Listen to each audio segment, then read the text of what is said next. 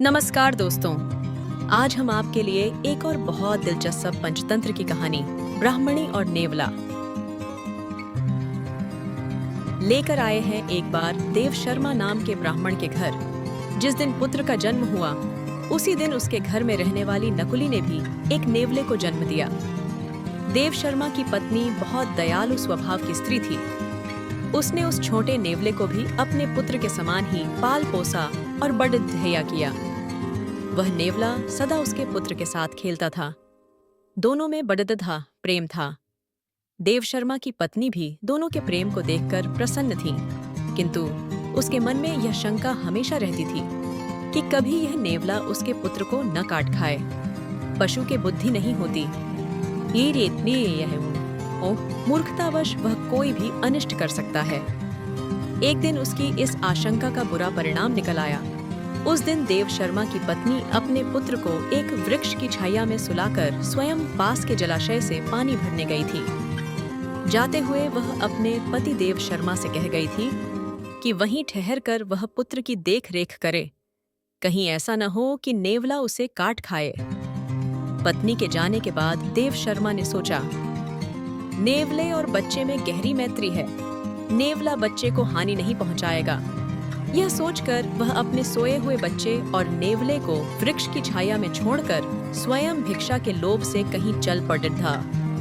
दैववश उसी समय एक काला नाग पास के बिल से बाहर निकला। नेवले ने उसे देख लिया। उसे डर हुआ कि कहीं यह उसके मित्र को न डस ले, इसलिए वह काले नाग पर टूट पड़ी था और स्वयं बहुत क्षत विक्षत होते हुए भी उसने नाग के खंड खंड कर दिए। सांप को मारने के बाद वह उसी दिशा में चल पड़ा जिधर देव शर्मा की पत्नी पानी भरने गई थी।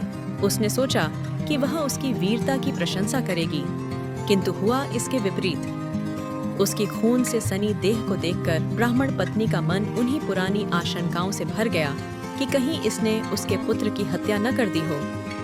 यह विचार आते ही उसने क्रोध से सिर पर उठाए गड्ढे को नेवले पर फेंक दिया। छोटा सा नेवला जल से भारी गड्ढे की चोट खाकर वहीं मर गया। ब्राह्मण पत्नी वहां से भागती हुई वृक्ष के नीचे पहुंची। वहां पहुंचकर उसने देखा कि उसका पुत्र बड़धी शांति से सो रहा है और उससे कुछ दूरी पर एक काले सांप का शरीर खंड खंड हुआ पड़ी रहा है। तब उसे नेवले की वीरता का ज्ञान हुआ। पश्चाताप से उसकी छाती फटने लगी। इसी बीच ब्राह्मण देव शर्मा भी वहां आ गया।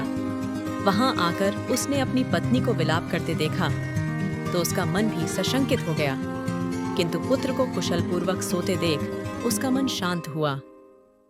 पत्नी ने अपने पति देव शर्मा को रोते रोते नेवले की मृत्यु का समाचार सुनाया और कहा, मैं तुम्हें यहीं ठहरकर बच्चे की देखभाल के लिए कह गई थी।